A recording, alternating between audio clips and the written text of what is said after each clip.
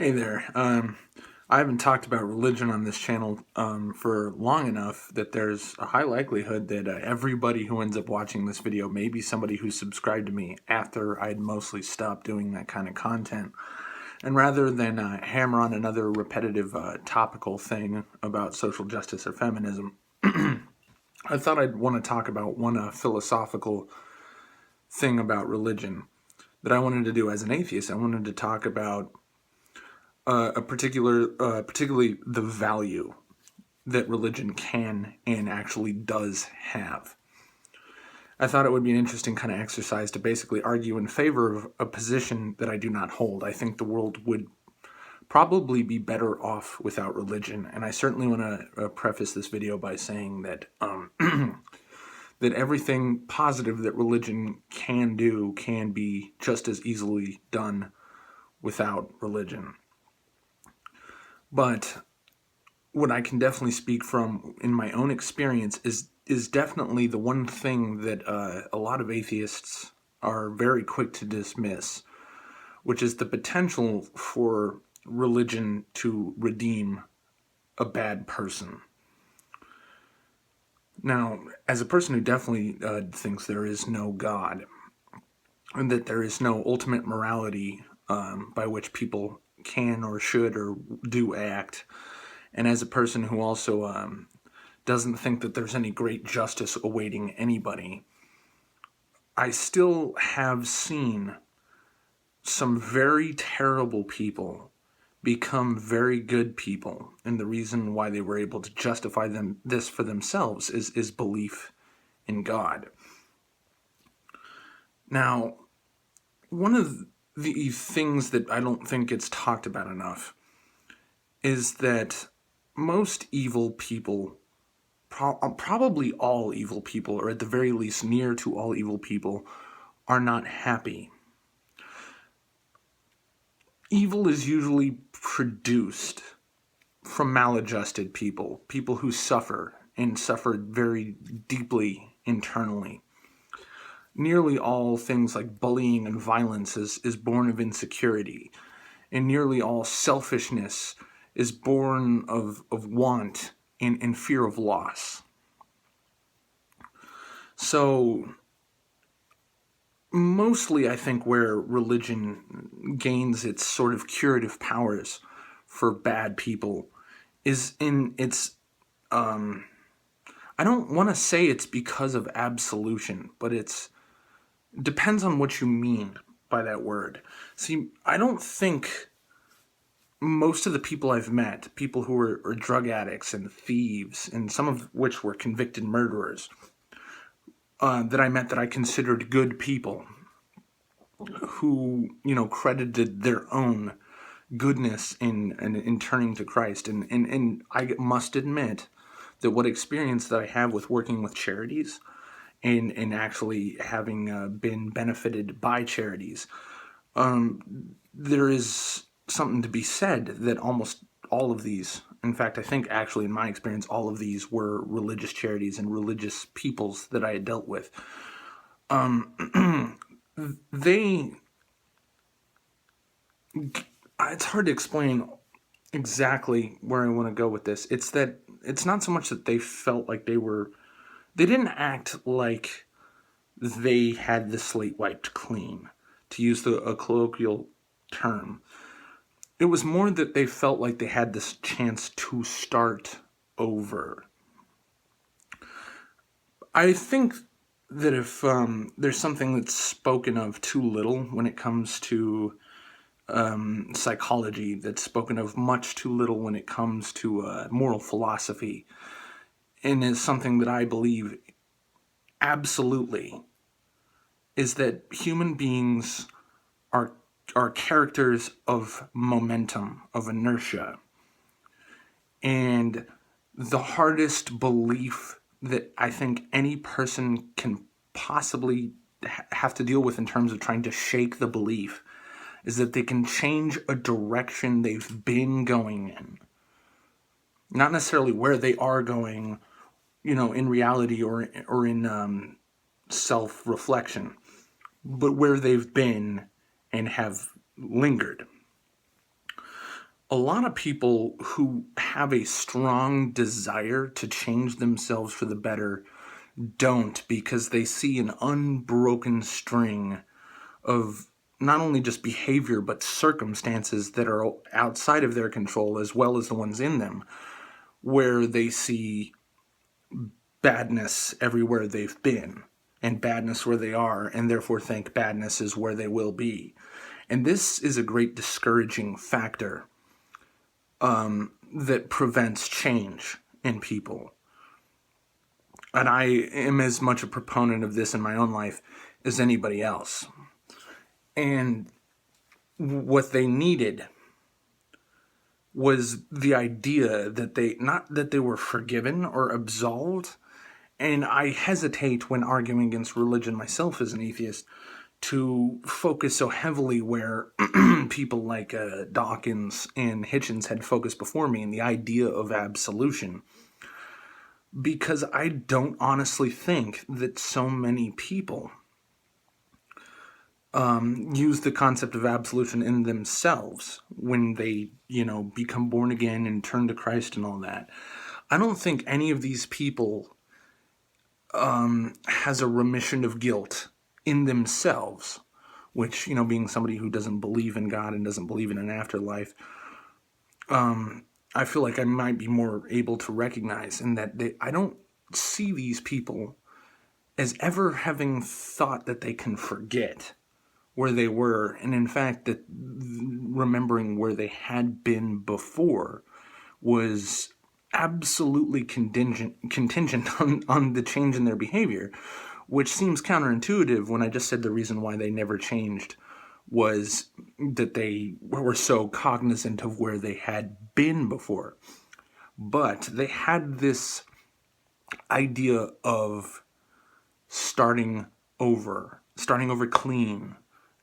And there's a poverty, I think, of colloquialisms that come with describing exactly what I mean that I worry that I might not be getting across. It's more that they think that their inertia has stopped, that they no longer have a velocity or a momentum, that they have stopped and can now actually change direction. And then they, in their own minds, attribute the acting force that has changed their velocity as belief in Christ. But I really feel like, as far as a condemnation of the religious concept of absolution, I usually think that people who have been, probably throughout their entire lives, strongly religious very frequently use their own religiosity as an excuse to be a cunt, that they use it as an enabling of self-superiority, that most evils that are acted in the sphere of religion come from people who have a superiority complex. And I think one of the unique things of convicts and drug addicts who are born again, and the reason why, in my experience, at the very least, if I can't actually quote you anything scientifically gathered, the reason why the most good religious people I have ever met were people who were ex-convicts, ex-drug addicts, people who lived very shitty lives and were shitty people. The reason why they are the exemplars of religion, in my experience, is because they know what it's like to not only be a piece of shit, but know full well that they are a piece of shit. You understand what I'm saying? And that becomes a new driving factor, is how do I not return to this state of piece of shit? I'll do anything to not be a piece of shit again. And though that was something that had largely been something that was going around me during the time that I myself, I've insinuated several times that I am somebody who used to be a drug addict, a very bad one, and I used to be a bad person. For me, and I don't want to talk too long about this, so I'll try to keep my section of this brief.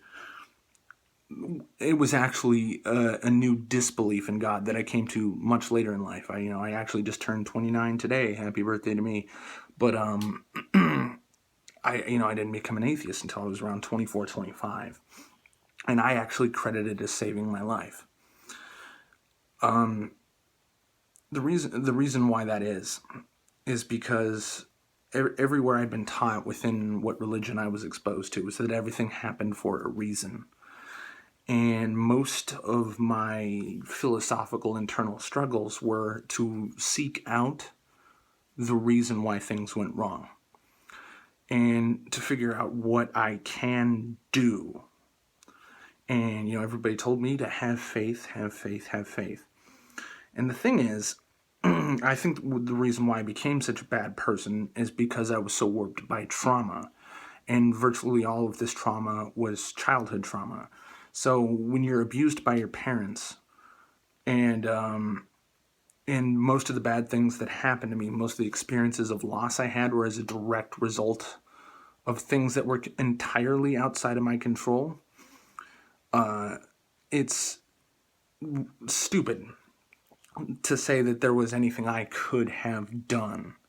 But though I had internalized all that negativity, and religion was teaching me that it all happened for a reason, and there was so many changes of where I lived, and changes of the people who were doing this bad stuff around me, and changes in differing losses, whether they were material or interpersonal or romantic, or through death or whatever, that I could not find a common thread in all of this loss except for my own self, and therefore thought, well, surely I am to blame. And then, I tried multiple times to become born again, and nothing changed because the things that were outside of my control were still outside of my control, and I still had not identified the things that were in my own control.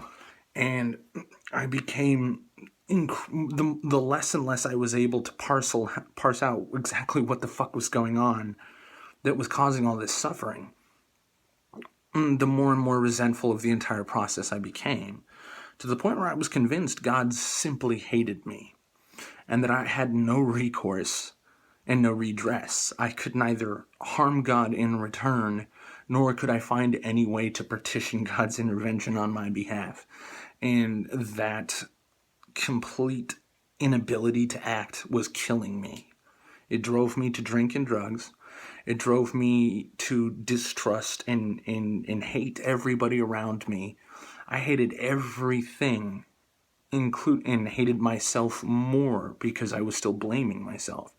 It was only when I had understood that there was nobody orchestrating this, that there was nobody doing this to me, whether it was for my own benefit or my own personal growth or what, not to spite me, not to hurt me, not to punish me, not to teach me, that nobody was doing my life to me, and that the only thing I could change was myself, and not just myself, but my perceptions, not just what I do, but what I think, that I was able to begin healing.